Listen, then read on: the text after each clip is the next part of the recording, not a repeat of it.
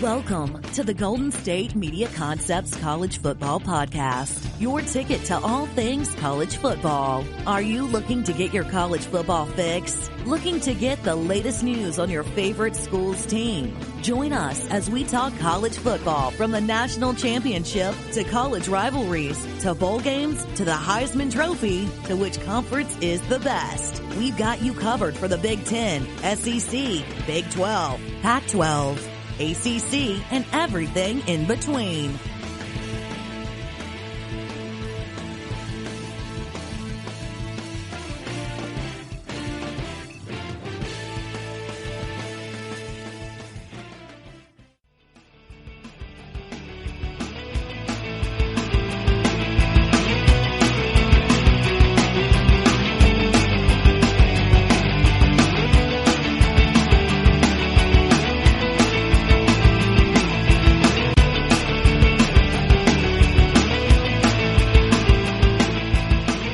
Hello, thank you for tuning in to the GSMC College Football Podcast, brought to you by the GSMC Podcast Network.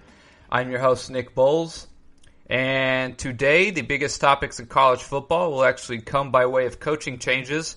We had Matt Rhule leave Baylor, and he was hired by the Carolina Panthers.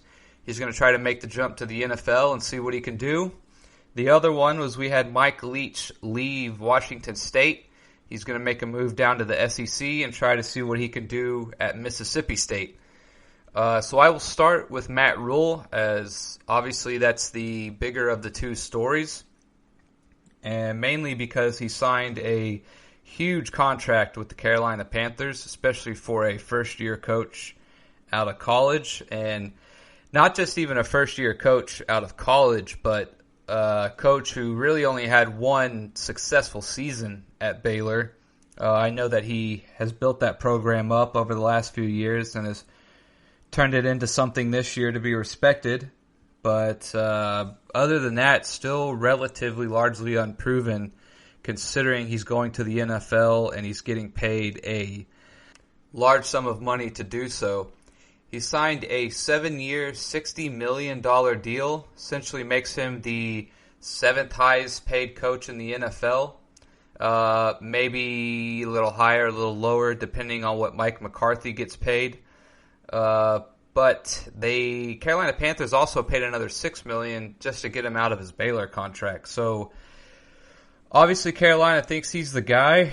They think he can take them to the next level. I guess he really sold them in the interview. I think a lot of people are shaking their heads or scratching their heads wondering if he's actually going to be worth it, or if the Panthers maybe bit off a little more than they can chew. Essentially he's now only behind Belichick, Pete Carroll, Gruden, Sean Payton, and John Harbaugh, all of which have won Super Bowls, and now you have Matt Rhule falling in line right behind them. If you're a Baylor Bears fan, this obviously stings a little bit, if not a lot. It just seems Baylor cannot catch a break these last 5 to 10 years. They obviously had their major scandal a while back. Matt Rhule comes in, he finally starts to turn the program around, and now he is gone as well. So to the Baylor Bear fans, obviously, I feel you. This one doesn't feel too good. It seems every time that Baylor is trying to build something or they are creating something to compete with the bigger names in football, seems like they have the rug pulled out from them. And to make matters worse, or to pour a little bit of salt on the wound, Baylor did not have the best recruiting class last year. I mean, they did okay, I guess, for Baylor. But this year they are dead last in the Big 12 for recruiting. And obviously with Matt Rhule leaving, that's not going to get any better or any easier anytime soon. So to Baylor Nation, I'm sorry, I feel you. Obviously we'll see what lies in the future for you. And we'll see how Matt Rhule does in the NFL. The other coaching change was Mike Leach. He is leaving Washington State, where he did a pretty good job of turning that program around, or at least making it somewhat relevant. This year was not exactly the best year for them. They went 6-7. They lost in the Cheez-It Bowl. Last year, though, they were 11-2 and won the Alamo Bowl, which is very respectable for Washington State. 2017, the year before that, they were 9-4. 2016, 8-5. 2015, 9-4. And then from 2012 to 2014, those were the first 3 years under Mike Leach. He took them from 3-9, 6-7, and 3-9 again. So struggled a little bit his first 3 years, but then he finally got it going, having a winning record the next 5 years. And obviously everyone remembers his time at Texas Tech. Ran a very good offense, sort of came onto the scene. So we don't need to go that far back. But I've always liked Mike Leach. I think he's a good offensively minded football coach. Actually, while his time at Washington State, he actually did a pretty good job of beefing up that defense and actually recruited pretty well on the defensive end of the ball, respectively. What do I see for him in Mississippi State? It's kind of hard to tell. One thing I've always said is, playing in a conference like the SEC, I think your recruiting can greatly improve if you can get sort of a quote-unquote brand name like Mike Leach, someone who I think kids will be drawn to in terms of wanting to play for. In their mind, they probably still see him as sort of the West Coast run-and-gun offense. Like I said, I think they will see him as a fun coach to play for. It seems like he has a pretty funny demeanor about him. There was the incident where he was comparing mascots and things of this nature, so I think he's a very relatable guy when it comes to young men and football players. I think they can kind of relate to him. I think in today's day and age of sports overall, I think kids don't quite relate to the old school mentality of coaches. Now, if you're someone like a Nick Saban, you can get away with that because kids know your track record. Kids know that you're going to put them in a good position to win. But I think in today's day and age, players want a coach that they can relate to, that is not going to, be on their butt all the time. They're going to make the game fun, and I think Mike Leach does a very good job of that. And to back that up, or to sort of give some context to that, I came across this article. Apparently, whenever Mississippi State was looking for coaches, they hired a social media company to sort of put out a poll and see who's most relatable, who got the best feedback. And Mike Leach apparently scored very high on that test or that poll. So, was that why they hired him? I doubt that's the main reason. But again, I think it just kind of shows his relatability to kids, these young men. I think they see him as someone who would be fun to play for. And again, if you're in the SEC, you obviously have the conference name brand that you play in a tough conference. Whether people agree or disagree, I think overall that would be the perception. And if you can say, hey, we get to play Alabama, Florida, Georgia, A&M, LSU, we get to play these big schools or bigger schools. We play in a name brand conference. We get to be on TV a lot. We have our own SEC network. And you can tell kids they get to play against competition like this while playing for a coach like Mike Leach. I think that drastically helps your recruiting. I think kids are drawn to that. I think they like that situation.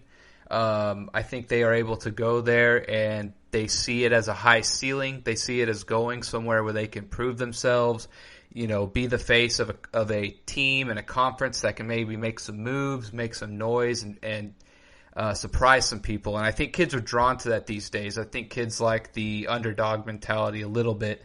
And overall, what I'm trying to get at is that, if you can't play for an Alabama or a Clemson or one of the top-ranked teams, then you want to go somewhere that's fun. And you want to go somewhere where you can at least play against those guys. And I think, give Mike Leach a couple years in Mississippi State. Let's see how he recruits. And, who knows? Maybe Mississippi State is in 4 or 5 years, they're making some noise in the SEC, which would be a lot of fun to watch and a lot of fun to see.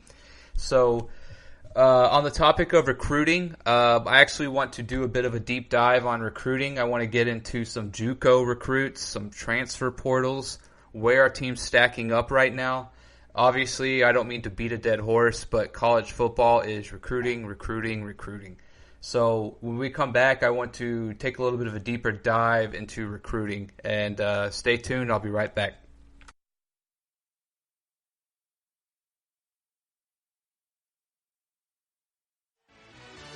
Are you looking for the very best NFL and college football podcast? Then check out the GSMC Football Podcast. Get the latest football news both on and off the field. From the NFL Draft to trades to the rumor mill to the NFL Combines, they got you covered. That's GSMCpodcast.com/football-podcast. Get updates on college rivalries, game day insights, and much, much more. It's football talk the way you want it. This show eats, sleeps, and breathes football. Don't forget to like them on Facebook and follow them on Twitter. Visit GSMCpodcast.com for more info.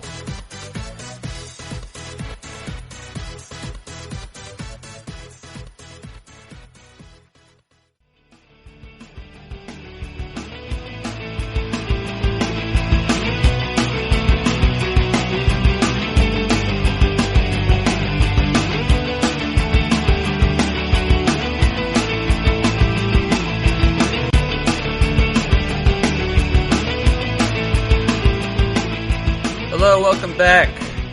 Last segment, we mentioned the two major coaching changes that happened this past couple days with Matt Rule and Mike Leach. And as we were ending that segment, I talked about how I wanted to get a little deeper into recruiting because obviously in college football, recruiting is everything, to be a little hyperbolic, but I think you understand what I'm saying. And in terms of, coaches making some moves, I actually wanted to talk about the transfer portal a little bit for players as well, in terms of the sort of surprising impact that the transfer portal has had. I never really thought that the transfer portal would have as much of an impact as it has had already so quickly in college football. And for those who don't know, we're talking about players like Kyler Murray, Baker Mayfield, Gardner Minshew, Jalen Hurts. All of these guys took part in the transfer portal, and it's been very fun to watch the effect that it's had overall on college football. We're talking about Jalen Hurts, a guy who took Oklahoma to the college football playoffs this year. Gardner Minshew went to Washington State, gave them an 11-win season. And we're also talking about Kyler Murray and Baker Mayfield, who both won Heisman trophies. So the transfer portal has had quite the impact on the college football landscape. And so I just think it's kind of funny as we talk about, coaches moving, that players are also on the move, and it definitely is having an effect. So real quick for those who don't know, essentially the transfer portal allows a player to go from one team to another. The basic rule is that you have to sit out a year if you go from Division I to Division I.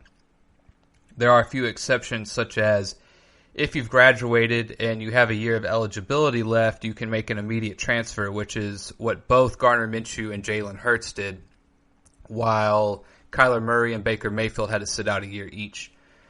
And so there's the other exemption, which is essentially that if you're coming from a team that's been handed sanctions or is being penalized for nefarious activity or they've done something wrong, that if you can prove as a player you took no part in that and you had nothing to do with it, that you can make an immediate transfer as well. So I just find it very interesting. I just wanted to kind of take note of that since we're talking about coaches moving. The transfer portal has had quite the effect on college football and determining, the future of a team such as Oklahoma, who's gotten 3 of those 4 players I mentioned, and they've done quite well with it. I mean, we're talking about 2 Heisman Trophy winners and a guy who got them to the semifinal game in the college football playoffs. So it's obviously having some kind of effect. And, when you tie something in like Mike Leach, he obviously already got Gardner Minshew to go to Washington State, to possibly catch the eye of another player who maybe wants to go to the SEC or, really likes Mike Leach. He may see that as an opportunity, especially since Mike Leach is going to take him a year or two to begin to get his guys in that he recruits and that he likes. That's a real opportunity, especially during a fresh coaching change, for a player to enter the transfer portal and to possibly get that starting role at a place like Mississippi State.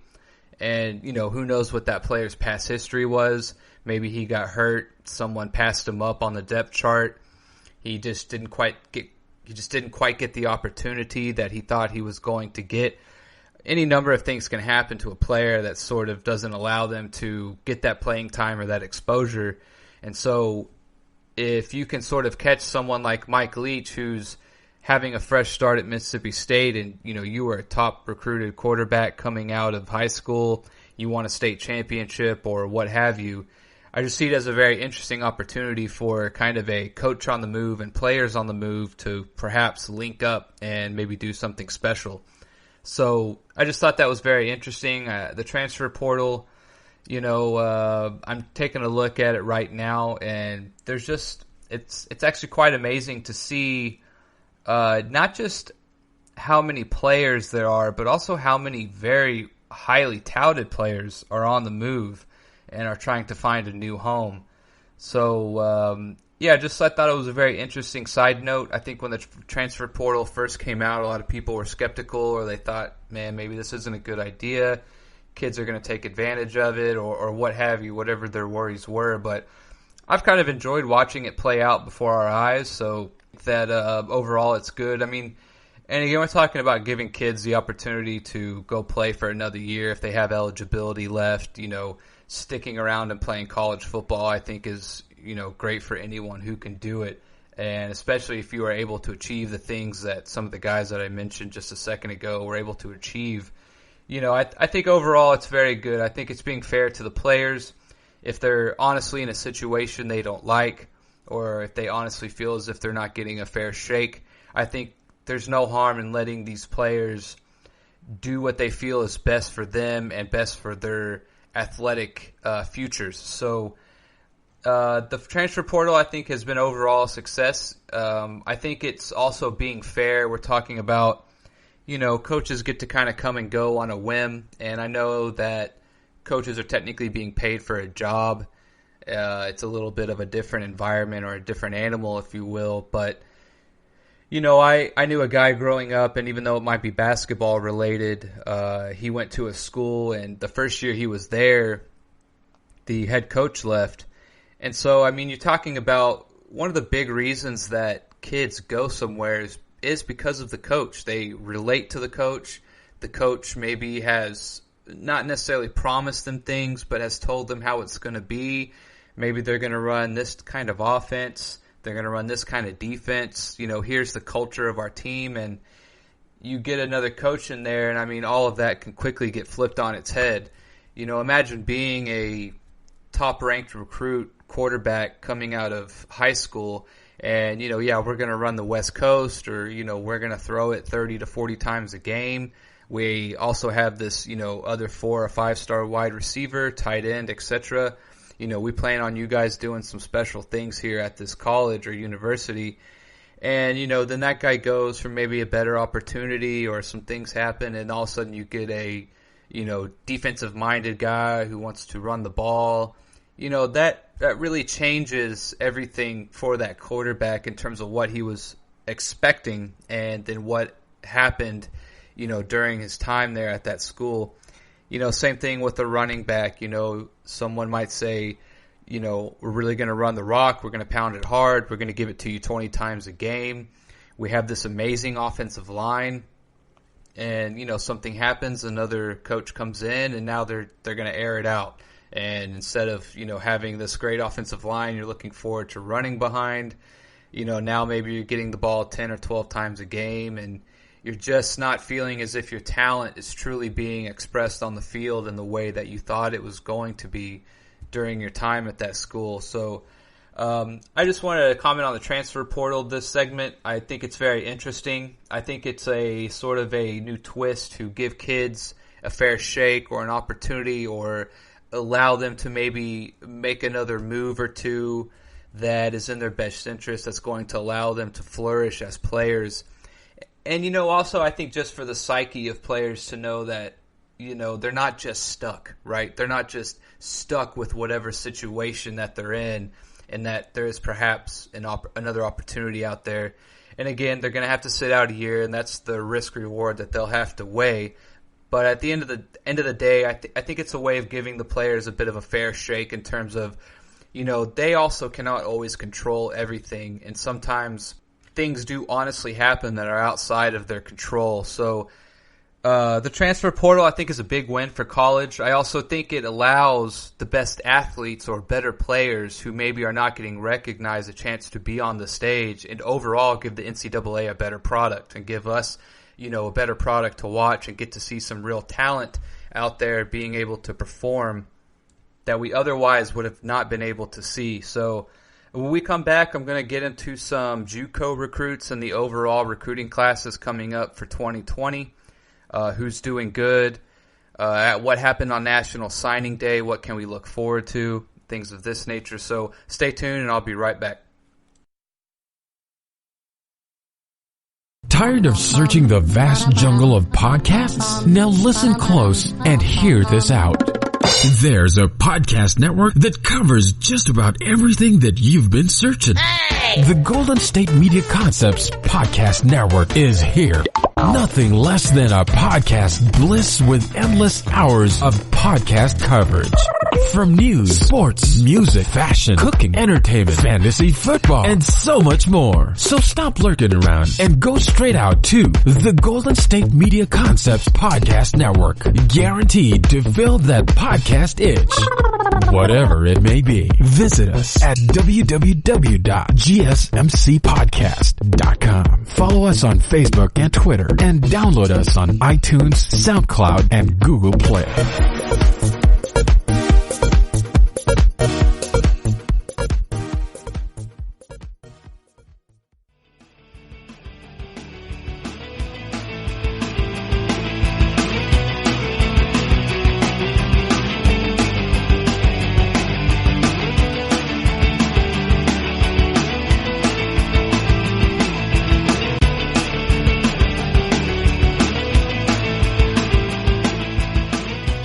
All right, welcome back. Last segment, we went in depth a little bit about the transfer portal. I think it's an overall win for NCAA players and the fans. There's been some big names that have gone through the transfer portal that have given us some great football to watch. So overall, I think the transfer portal has been a win. I think it's good. I think at first some people were a little skeptical, but I think it's not only has been good, but I think it is also fair in terms of sort of how college football is being done, coaches moving, sanctions being brought down on teams that certain players had nothing to do with. And the transfer portal allows them a fair way, and I think a just way, to perhaps change their situation and environment a little bit to allow them to flourish as a player and get some exposure and some playing time that maybe because of things outside of their control have been affecting their college experience as a college football player. So I think the transfer portal is a big win. I'm glad to see it doing well. I think overall it's going to be good for everyone. So that's what we talked about last segment. This segment, I just wanted to do very quickly just a little take on junior college recruiting. For those who don't know, the University of Texas had a top 5 recruiting class last year. And what many people don't know is a little bit of why they had such a good recruiting class last year was actually because of JuCo. They signed the number 22 junior college player Caleb Johnson, outside linebacker. They also signed the number 8 ranked player Jacoby Jones, defensive end. And they also signed the number 2 ranked junior college player Juwan Mitchell, an inside linebacker. And I just want to tell people, I guess, that, a lot of people don't really think about junior college. I guess some people think that, if you go to junior college, it's because you couldn't hack it at a D1 school. And a lot of times, these kids go to JuCo because of grades, or they go to JuCo because of behavioral issues. Maybe they want to stay very close to home. And so I think people need to give JuCo a little bit of credit that, there is some real talent in junior college. And sometimes it's not so much that they couldn't hack it and therefore didn't go to a Division I school. But, sometimes there's some things going on that maybe they think that's just the best move for them at the time. And there's some very good players that are coming out of junior college that are contributing to these highly ranked recruiting classes. And so I just wanted people to perhaps keep an eye on that. Now, that was for last year. Texas had a very good recruiting class last year. And A&M also had a top junior college pick last year. They got the number 3 guy this year, a cornerback, which, the A&M defense definitely could use some help. And this year, it seems as if Oklahoma and Auburn are the ones dipping into the junior college recruiting. Oklahoma got the number 1 player, defensive tackle, Perion Winfrey. And they also signed the number 9 player, a cornerback, Justin Harrington. And Auburn was the next team really dipping into the junior college pool. They got the number 10 and 11 and 14th ranked players, 2 offensive tackles and 1 cornerback.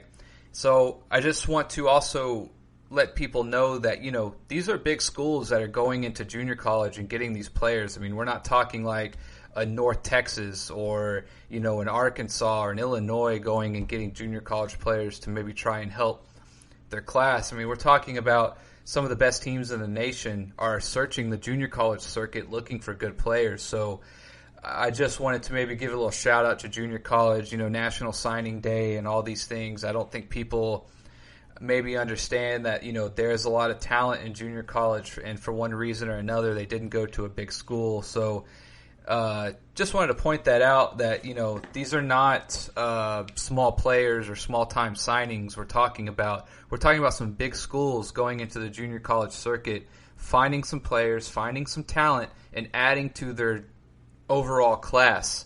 And we're talking about schools that are in the top 10, top 5 of recruiting. And so that if they're going into the junior college circuit and they're trying to find some players, that they're finding some good talent, some good players who they think they contribute. These are not programs that are hurting to find players and get players to commit to their school. Now, that being said, right now in terms of recruiting, I touched on this on my last podcast.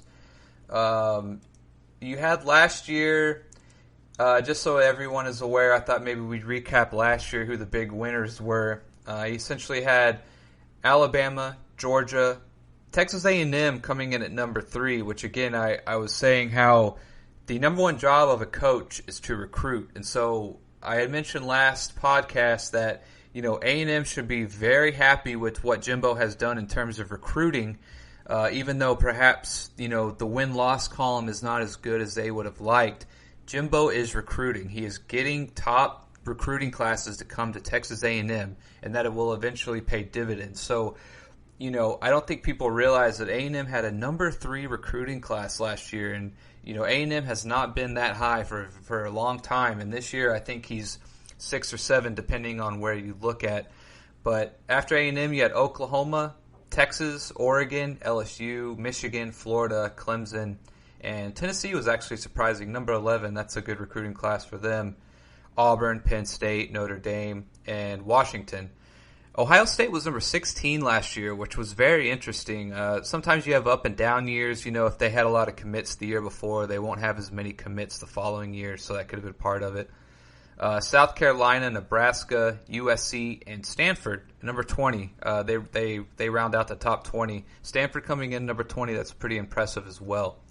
So this year, right now, if we're just looking at ESPN, we have Clemson number 1, Georgia number 2, Alabama number 3, Ohio State number 4, LSU number 5, and again, Texas A&M coming at number 6. Jimbo is doing his job, and if he can put together a few more years like this, stay relatively in the top 10, is where you want to be, obviously, is what I think most people would say is a good recruiting class or a great recruiting class.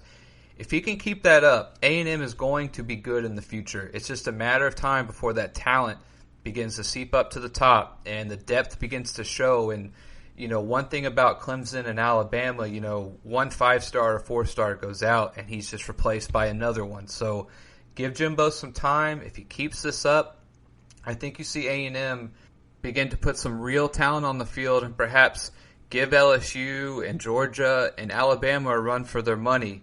Now, obviously, A&M plays in the SEC, so it's very hard to sort of determine where they are going to come out at the end of the year or in the near future. But, you can't even begin to think about having these big aspirations and big goals if you don't do step one. Step one is recruiting. And so far, Jimbo has completed step one, which is the most important step as well. So, again, they are at least setting themselves up for the future. We'll see how it plays out. Obviously having to go against LSU and Alabama and Georgia every year, who are going to recruit just as good, if not better. It's hard to say what A&M will be able to achieve, but, you can't even begin to think about challenging those guys until you put the talent on the field, and that's what they're doing. After A&M, we have Auburn and Florida, 2 more SEC teams, followed by Oklahoma, Michigan. Texas having a down year. Now, they had a lot of decommits. Herman fired a lot of his staff or let them go, so I think that maybe has hurt them a little bit in terms of getting kids to trust what's going to happen in the future. But there's obviously never a lack of talent in Texas, so I think they will be okay in the future. Number 12 is Penn State, 13 is Oregon, 14 Notre Dame, 15 Washington, 16 South Carolina, 17 North Carolina. And again, North Carolina is that high. 27 commits, by the way. That's one of the highest numbers of the year. I think there's only one team who has more commits, and that's Louisville at 33. But 27 commits for North Carolina, sitting at number 17. And does everyone know why they are so high for North Carolina? Mac Brown. Again, coaching, your number one job is to recruit. And here we go. North Carolina went out. They got themselves a coach, and it's already paying dividends for them. Number 18 is Tennessee. 19 is Miami, which I find a little surprising. Miami did not do very well in their bowl game, and they did not have a very good year. So I do find Miami at number 19 to be very surprising. I mean, good for them. Who knows what'll happen with their coaching change. Maybe we have some players decommit or perhaps enter the transfer portal, just depending. Who knows? And then number 20, Stanford again. They're hanging around number 20. They're being consistent at least. And then I thought just an interesting side note was Kentucky at 21. So that is right now 2020, how it's shaping up. That's where everyone currently is at. Georgia did leapfrog Alabama recently from number 3 to number 2. They had a 5-star cornerback commit. So that's currently how the top 20 is shaking out right now. And for those of you who don't know, typically the way signing day works is there's about a 3-day period in December whenever the season ends, which is the first opportunity that kids can commit or sign letters of intent to colleges. This is when the bulk or the majority of kids will let their intentions be known. After that, it's off until February or after the bowl seasons, and then there's a couple weeks after the championship game. This year, it'll pick back up on February 5th and go till about the end of April for the remainder of kids or kids who have not decided yet, and during this time period, the remainder of kids will kind of flow in and they'll pick the schools they want to go to. Typically during that first 3-day period, you're looking at about 75% of kids are committing. So that's where the bulk of your signings will come from. And, essentially from there, you can kind of start to begin to rank your classes. So when we come back, I'm going to kind of do a year in review in terms of who do I think my top 25 are at the end of the year, where would I rank teams, and we'll do that when we come back. So stay tuned.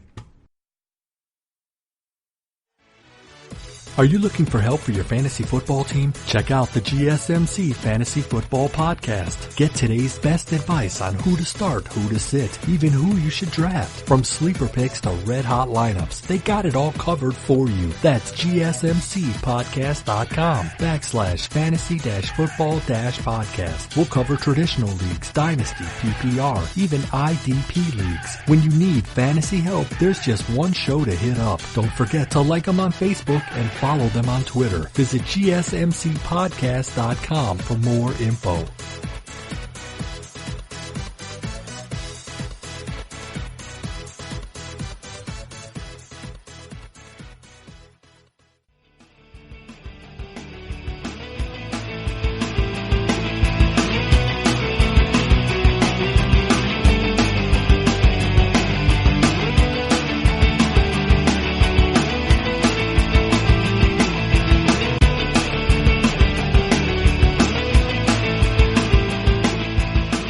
Welcome back.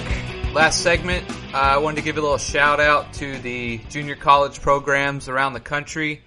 You know, Texas had a top 3, top 5 recruiting class last year, and it was due in part to the talent they were able to find at some junior college programs. This year, we've already seen Oklahoma and Auburn dipping their pen into that ink as well, and probably finding some good talent. And again, if Auburn, Oklahoma, and Texas are going to the junior college circuit to find players, then these kids are obviously not scrubs. These kids have something to bring to the table that these programs want and decided to bring them on board. So, you know, we're in a little bit of a lull here during the season. You know, I know we have the national championship game, but, you know, obviously the games are done. We don't have something to talk about from week to week.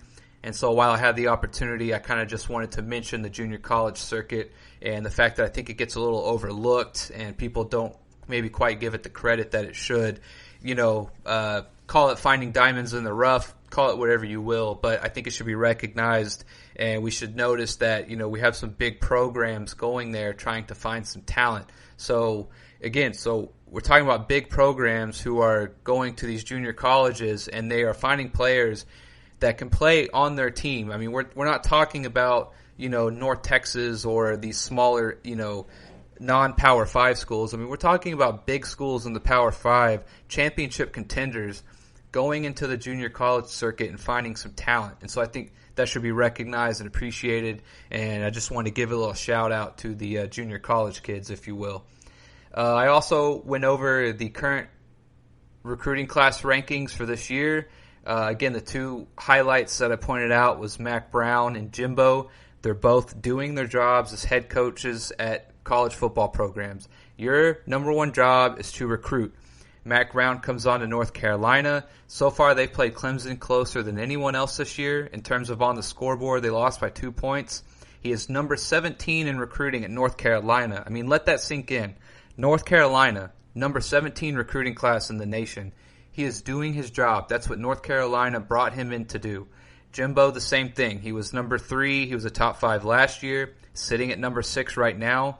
So they are doing an excellent job at what they were hired to do, which is to bring talent to these universities to play for hopefully a national championship or to win your conference, you know, whatever your position is, you're trying to get to that next level. So I wanted to really quickly go over, let's just call it my top 25, my personal top 25 at the end of the year. Now that the bowl games are done, where do I have teams ranked? How did I see it? Who maybe made a leap at the end of the year? Who impressed me? Who maybe fell a little bit? 1 and 2 is pretty obvious. Clemson, LSU.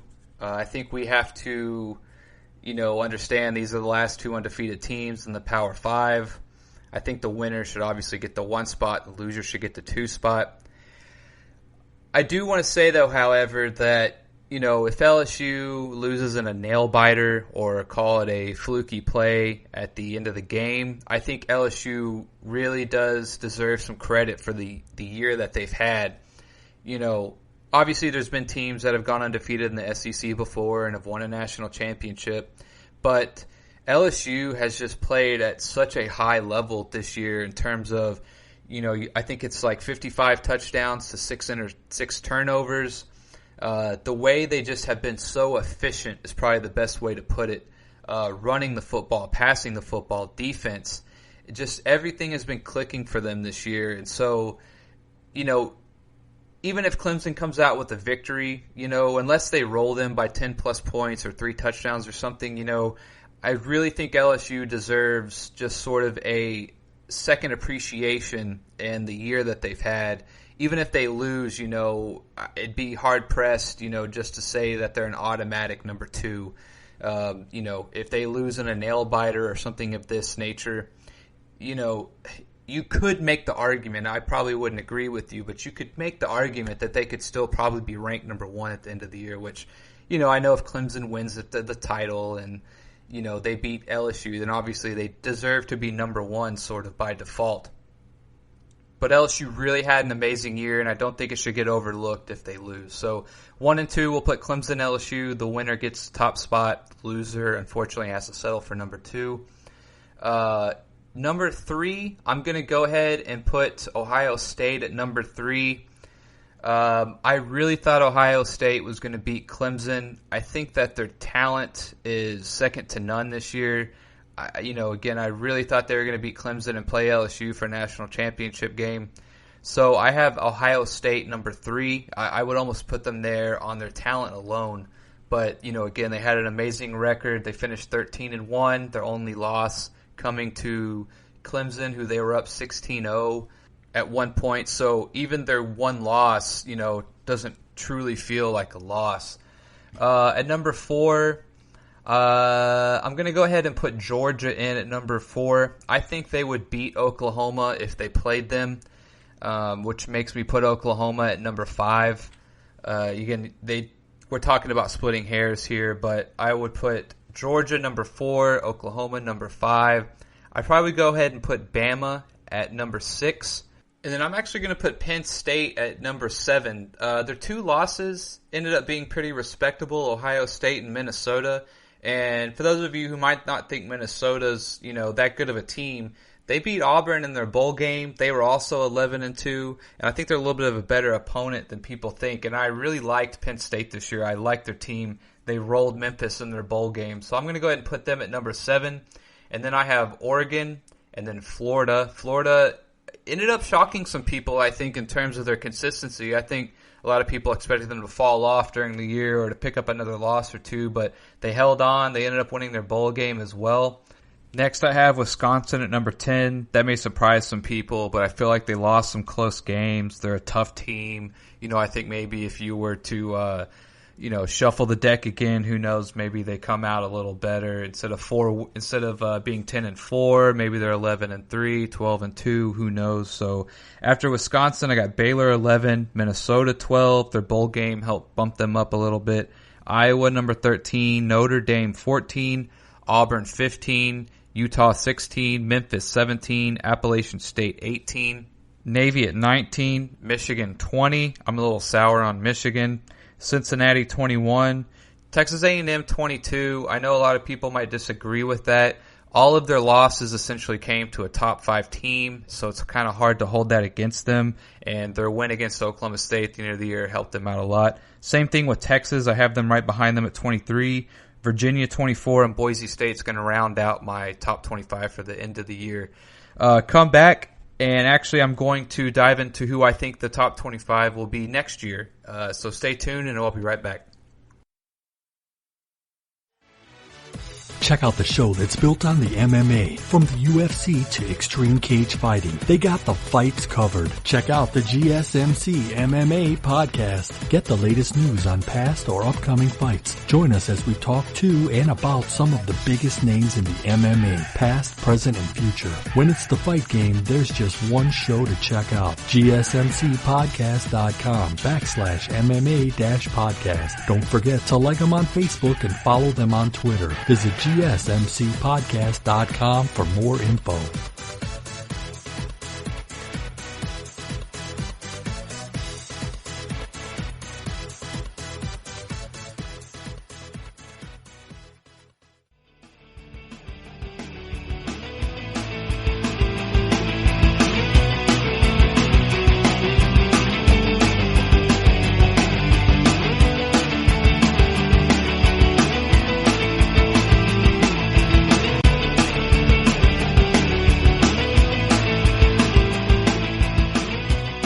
Welcome back.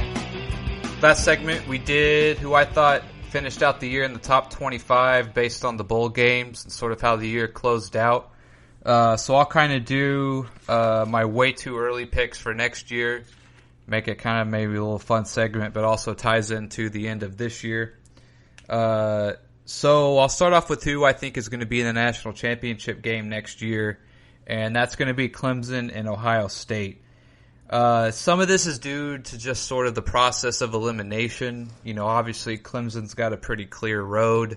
I think Ohio State does as well. I don't really see some big contenders or other teams being able to maybe push them to the limit, obviously with Clemson. But with Ohio State, I think their biggest challenge is going to be Penn State, in which I just think they have the athletes to beat Penn State.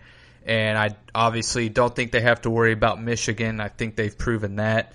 I don't think they need to worry about Wisconsin, although, Wisconsin tends to have the ability to kind of muddy the game up, slow it down, and so, maybe Wisconsin pulls off an upset, but I don't really see it. So I kind of have them sort of picked 1 and 2 by default almost.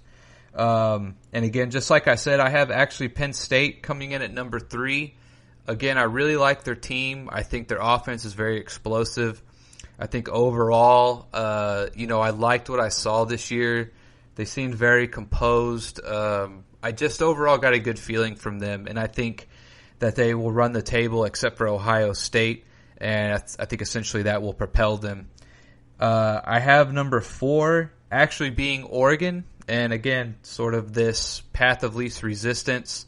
I think their quarterback, did very well this year. I think they have a good team. So I have those as my top 4. So again, this is possibly the first year we don't have an SEC team in the playoffs. And, obviously, if there's a good team that comes out of the SEC, then obviously they're in. It's just, with Burrow's leaving, Tua's leaving, Fromm is leaving. SEC is just totally up in the air next year, and I'm just not sure what to expect. I have Bama by default at number 5, and again, I could easily see them getting into the college football playoff again.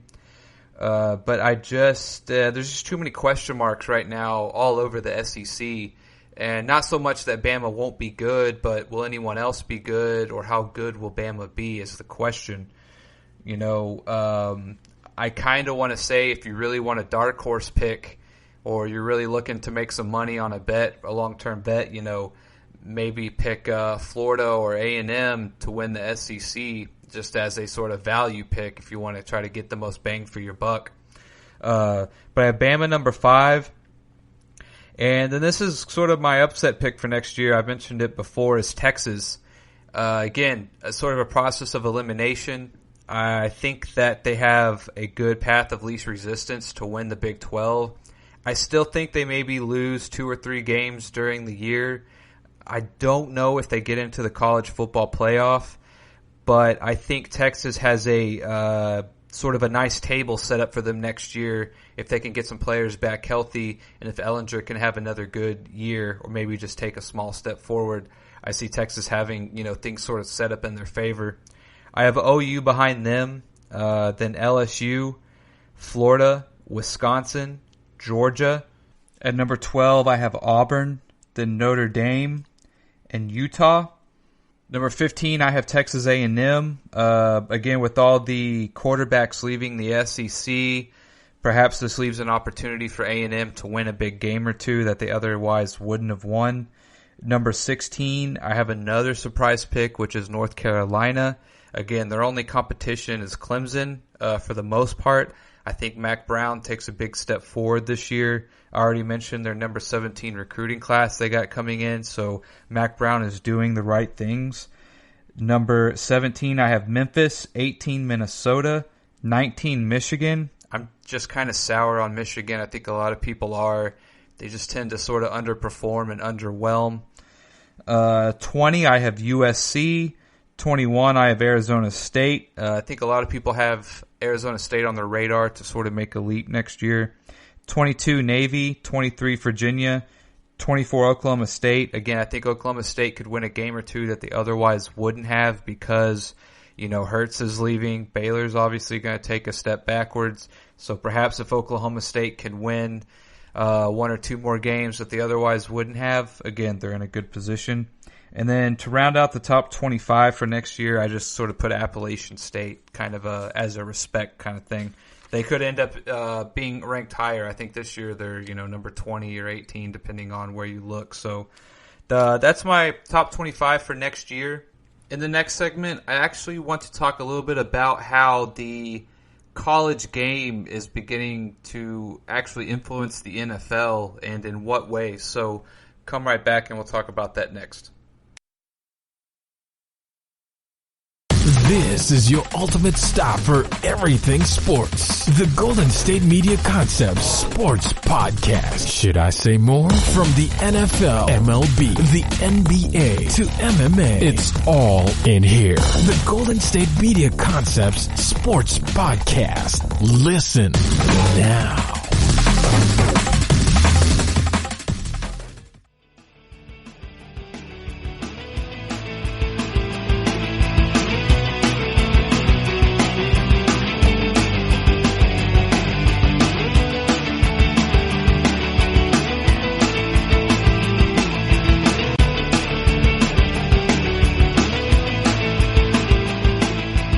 Alright, welcome back. Last segment we did my bold predictions for top 25 next year. Obviously it's way too early, but it's always fun to start making some picks and making some guesses and trying to see what you can get right before anyone else. Like I said, I'd rather be early to the party than late. So this segment, I actually wanted to talk about how the college game overall is sort of influencing the NFL. And I actually want to start with the championship game in terms of the two quarterbacks. I think this year with the emergence of Lamar Jackson, we are really beginning to see teams buy into the, let's just call it the more athletic quarterback. Doesn't necessarily have to be a running quarterback, but the more athletic quarterback that can make a defender or two miss, that can buy some time in the pocket, throw on the run, get outside the pocket with some accuracy and throw downfield, pick up the first down with their feet when they need it. And by way of just being an athletic quarterback, they sort of are giving their team more chances or giving their team a bigger repertoire of skills that their quarterback can do that will allow them to make some plays when they need them. And now I know Lamar Jackson is an extreme exception to the rule, even in terms of a running quarterback. And I know that obviously, you had guys like RG3 before and, they got hurt. All it takes is one hit and your entire career can take a turn for the worse. But you think of a guy like Russell Wilson or even Aaron Rodgers. People don't quite realize just how mobile Aaron Rodgers can be. And that is to say that you don't have to be a Lamar Jackson or an RG3, but you should be able to move when you need to and perhaps be able to do some things other than just stand in the pocket. You look at a guy like Tom Brady and Peyton Manning.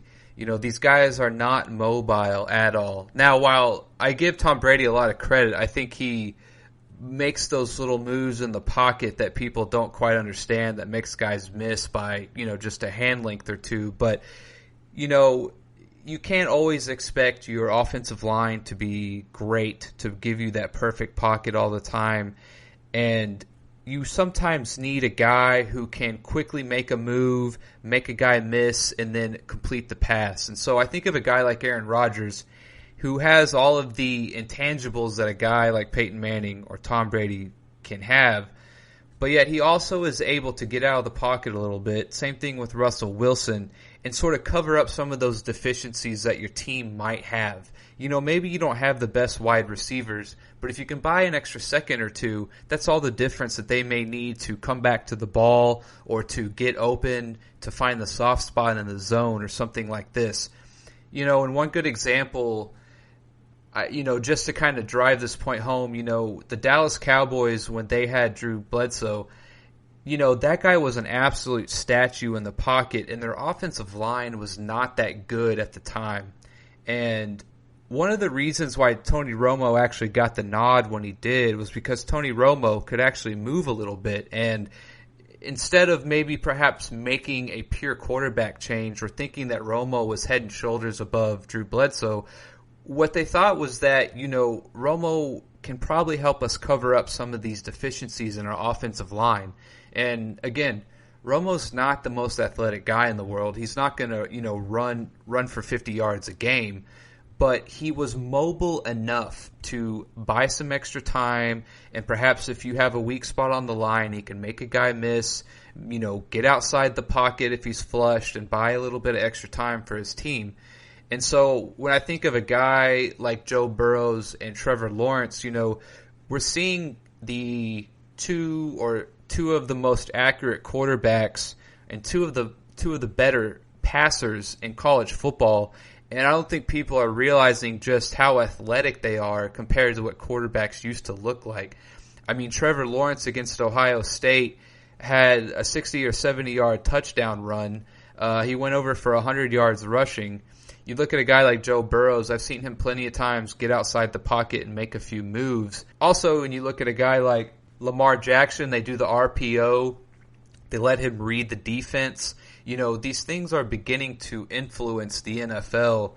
You can't always get a Tom Brady and a Peyton Manning, guys who are just going to absolutely dissect the defense. No matter how good your defense is, they'll find a weak spot. They will put the ball on the money to the point there's nothing you can do about it. Those guys just don't come around very often. I even think of someone like Andrew Luck, who, again, great quarterback IQ, great quarterback mind, great arm. Even he can run a little bit, and he's even ran a guy over once or twice, And I just think this new age of quarterback, you don't need to be like Michael Vick or Lamar Jackson, but you need to be able to move. You need to be somewhat agile. You need to be an athlete on some kind of level that is giving your team some help if they don't have just the absolute, polished offensive line that you need to keep a quarterback clean. You need to also help your team a little bit in terms of trying to keep your jersey clean and not take a hit, or perhaps run and get that first down. Again, you look at a guy like Dak Prescott. He's not the fastest guy. He's not the most agile guy. But if he needs to move out the pocket a little bit, buy a little bit of time, it makes a world of difference for his offensive line and for his wide receivers. And if he needs to pick up a first down, he needs to run for 3, 4, 5 yards, he can do that too if you need him to. And so I just think seeing these two quarterbacks play, I think it's really interesting to note just how well they can pass, but also just how athletic they are, considering that they're not considered athletic quarterbacks on the grand scheme of things. They're not going to blow you away with speed. They're not going to blow you away with juke moves. But I don't think people are quite understanding that these guys are actually pretty good athletes. Even someone like Drew Brees, could dunk a basketball, when he was at his prime in his younger day. And so, I just don't think people realize that the stand tall in the pocket sort of passer is dying off a little bit, not necessarily because it's not what you want, but every team cannot just have an absolute perfect offensive line that's going to keep him clean and protected for 5 seconds while he looks for a wide receiver or puts it on the money. And you're not always going to have a Marvin Harrison or a Jerry Rice to throw to. Sometimes maybe you will just have a good group of or a core of wide receivers, and you need to make the most out of those guys. And so I think when you watch the game on Monday, I think perhaps while it would be quite obvious how well these two guys can throw, when they do move, take notice of how they move and the fact that these guys are not slouches when it comes to running outside the pocket or having to make a play with their legs. And I only say that because in the grand scheme of things, no one would really consider these guys to be quote-unquote athletic quarterbacks, but yet they really are. I think they really are sort of the new breed of quarterback, 6'4", 6'5", can put the ball on the money, can look over his offensive line, but can also just make a guy miss and buy some extra time. Are they Lamar Jackson? No, hardly anyone is. Hardly anyone ever will be. But they have enough of an athletic background and an athletic ability to really make some plays when needed, when desperate, when that first down is crucial, or whenever they just need to buy some time. And I think we're seeing sort of the new breed of quarterback, sort of the Aaron Rodgers type, becoming more and more prevalent. Give me a guy who's tall and can stand in the pocket and put it on the money. And he doesn't need to be Colin Kaepernick in terms of speed or being able to run with the ball. We just need him to be able to buy some time and not be a complete rock back there. And if he needs to move, we need to know that he can move. And, also, quarterbacks should be wanting to do this for their own safety and their own longevity as well. We're talking about taking a step from college to the NFL, and you're about to go up against some of the, if not the best athletes in the world who will physically make you pay the price if they are able to get a hand on you or get a clean hit on you. And so I think it's a little naive to just think, well, I can just come in, sling the rock around, and I don't need to be able to move if need be. The NFL, in terms of what you are physically about to go up against, is second to none. And I think you should be having the mindset that you need to protect yourself as well. Teams are about to make a big investment in you as a quarterback, and I think you should be doing everything to give yourself and your team the best chances. Sometimes that merely just means staying alive for another second or two, or just even being able to get out of bounds without being hit. And while I will never be a true fan of the running quarterback, specifically in the NFL, you should be able to present the dual threat enough to make people respect you. I think that will also help you in your passing game. I think we've seen it with Lamar. I guess it was maybe the other way around, but he starts putting the ball on the money. Well, now they have to respect his arm and his legs, and you become a bigger problem for defenses, and you are also helping yourself out in the process. So that's just how I wanted to wrap up this show. I think the championship game is going to be a great game. I'm really interested to see how the two quarterbacks play, and just as I was thinking about them, I was just sort of realizing just how athletic they are, even though they're known more as passers. And how, I see a lot of this beginning to transfer to the NFL that, we need a guy who can move a little bit to not only help himself out, but to also help us out. And, it's a two-way street. I think everyone benefits from having, a defense have to at least respect you on the ground a little bit. So when you watch the game Monday night, see if you can't notice the guys when they do make a move, when they do go to their feet, and see exactly how they utilize that athleticism to help their team. So I appreciate you guys listening in. It's always fun. And as always, thank you for listening to the GSMC College Football Podcast, brought to you by the GSMC Podcast Network. Please remember to subscribe to the show and write a nice review. That always helps us out. Follow us on Facebook, Twitter, and Instagram. We always appreciate the bumps and helping us get our name out there. So I appreciate you guys listening in, and have a good night. Talk to you next time. You've been listening to the Golden State Media Concepts College Football Podcast, part of the GSMC Podcast Network. You can find this show and others like it at www.gsmcpodcast.com. Download our podcasts on iTunes, Stitcher, SoundCloud, Google Play, or anywhere you find podcasts. Just type in GSMC to find all of our shows from the GSMC Podcast Network. From football to basketball, baseball to MMA, and even soccer. You can also follow us on Twitter and Facebook. Thank you, and we hope you have enjoyed today's episode of the Golden State Media Concepts College Football Podcast.